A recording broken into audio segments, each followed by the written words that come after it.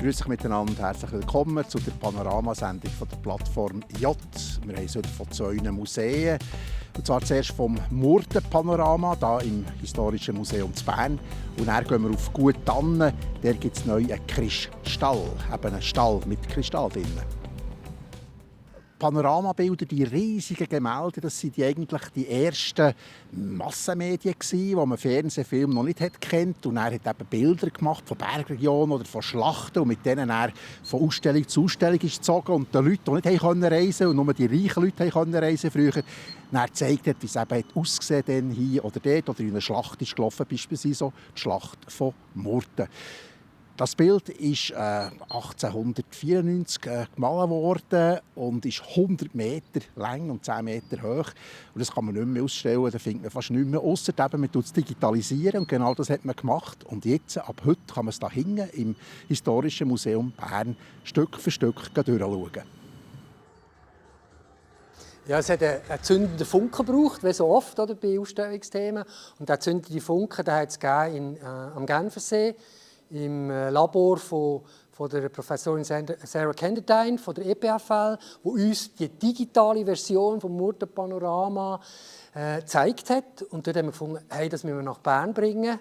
Das ist eine bernische Geschichte, natürlich auch eine eidgenössische. Und so ist es ins Rollen gekommen, dass wir zum Jubiläumsjahr, Gedenkjahr, Burgunderkrieg jetzt hier die Ausstellung haben.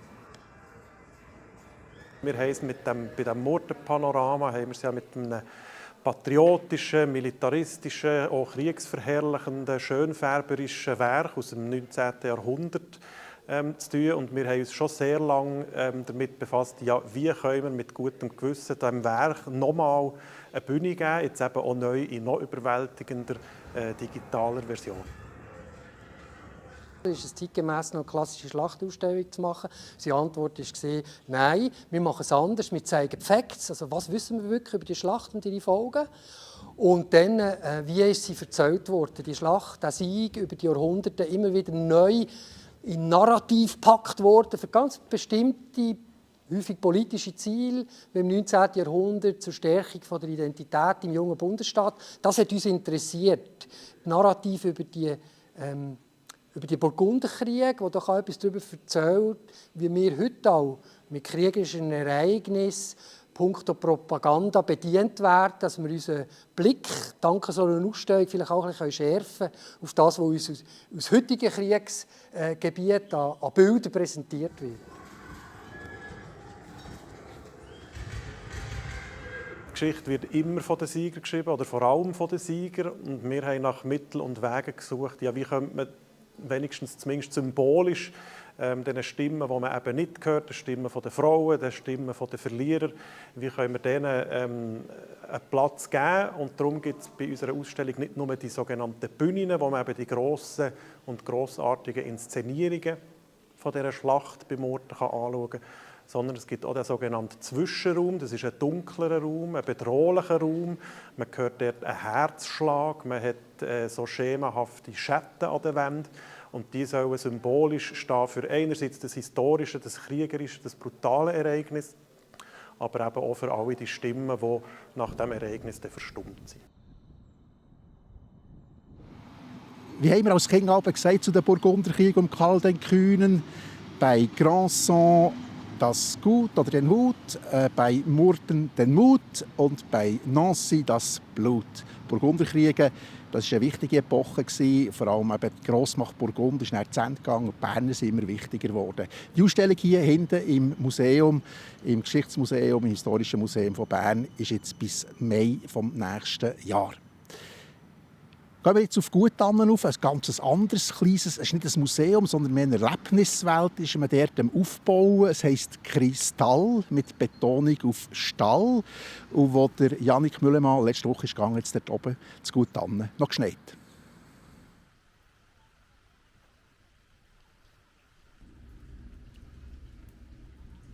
Was genau können die Leute hier erleben?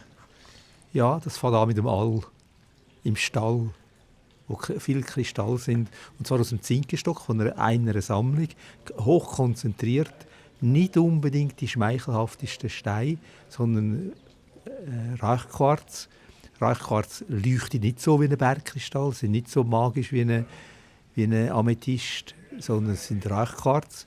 Wir versuchen daraus etwas rauszukutzeln, das in diesen Steinen steckt und den Leuten so zu erzählen, dass sie begeistert werden. Was sind das für Steine, die man hier bewundern kann?